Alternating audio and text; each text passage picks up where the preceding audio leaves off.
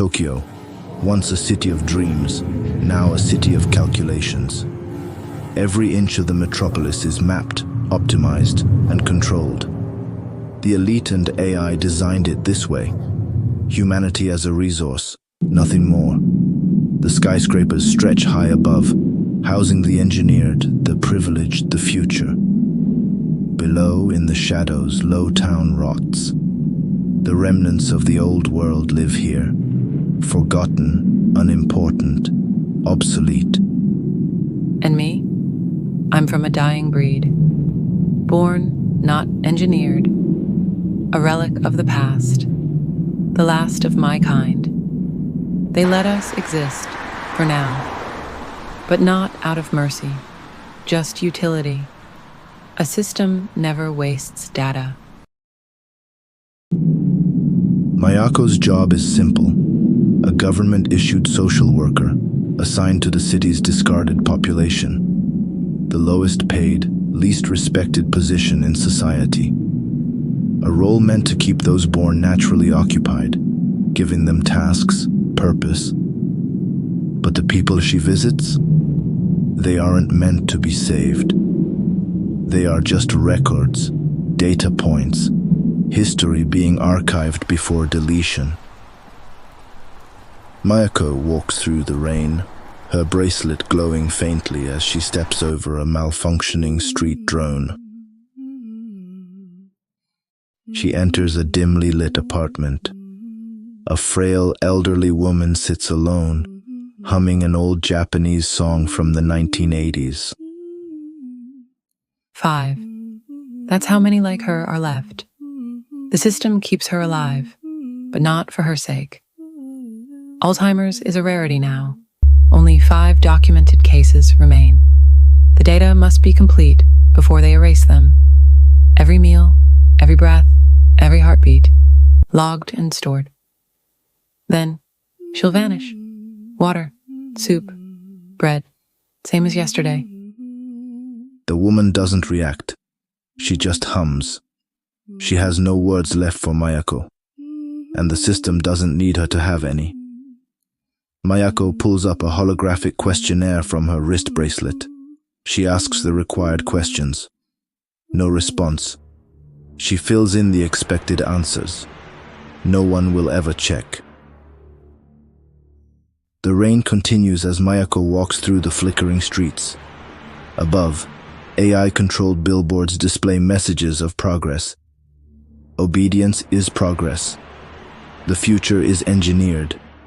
But beneath them, low town decays. The city was not built for people like her. She is tolerated, but she does not belong. My mother used to say, if you see the cage, you can escape it. She believed in choice, in resistance. She was wrong. She saw the system for what it was. She tried to wake others. And for that, she was erased, liquidated. That was the word the system used, a necessary optimization.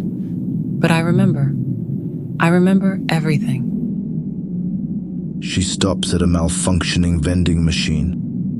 Inside, a robotic hand twitches, half human, half metal. A failed experiment. She turns away and keeps walking. Mayako's next stop isn't human, not entirely. Experiment 67, one of the early attempts to merge human consciousness with machine. A failure, neither fully alive nor fully robotic. An echo of something that never should have existed. Inside a dimly lit cyber laboratory, Experiment 67 sits against the wall, his circuits exposed. His robotic arm is rusted. His human eye flickers. You're a machine today, huh? Last week, you were a poet. He was supposed to be the future, a perfect blend of man and machine. Instead, he's broken, a system failure, just like me. She oils his rusted joints, tightens a bolt, and makes a note in her hollow bracelet. He doesn't acknowledge her. Today he is just a machine. The night stretches on, an endless void of neon reflections and silent resignation. Mayako moves through the streets like a ghost, unseen, unacknowledged. Just another data point in a system too vast to care. Shadows drift past, some human, some mechanical, all interchangeable in the eyes of the city. In this utopia of precision and control, individuality is an inefficiency, and purpose is assigned, not found. Here the streets do not belong to people. They belong to the algorithms that dictate their worth. They say we still have free will, that we choose our paths. But my path was assigned at birth. Low rank, low income, no future. Just like the old woman. Just like Experiment 67. Just like my mother. The street stretches endlessly ahead. The city watches, calculating, recording. The last free mind in a world that no longer needs her. The only real choice left is how long I keep pretending this is a life.